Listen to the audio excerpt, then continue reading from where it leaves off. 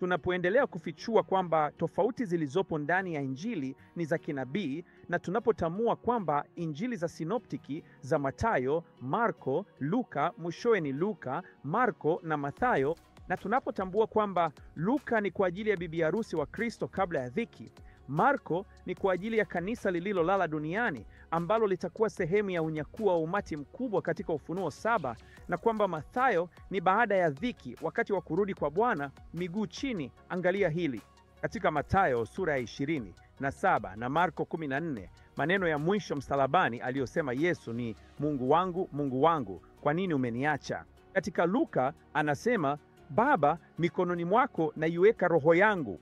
Neno naiweka katika Luka linamaanisha kuweka kando. Neno umeniacha katika Marko na Mathayo linamaanisha kuachwa nyuma. Ili kuelewa zaidi, tembelea ministryrevealed.com.